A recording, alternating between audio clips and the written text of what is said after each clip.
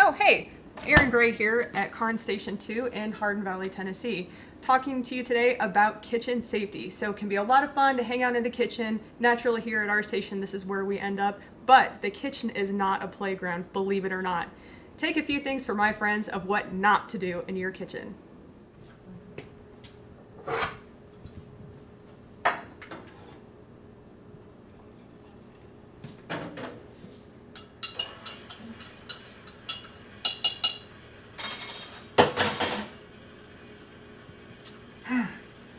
That's some good coffee.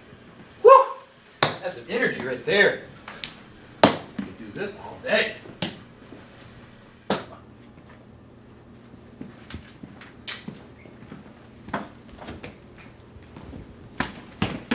Man.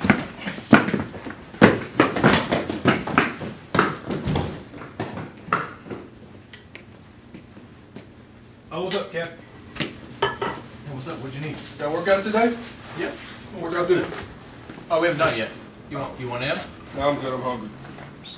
About time to eat. Y'all eat? No, not yet. What you gonna eat? I don't know.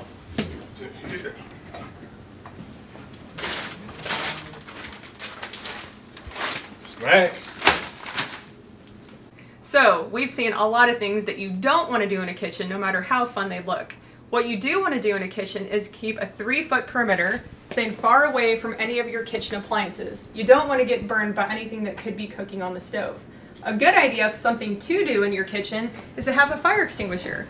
Here in our fire department, our fire family knows that we keep ours right here under the cabinet. But if you don't remember anything else we talked about today, do remember 3 things. No water on a fire.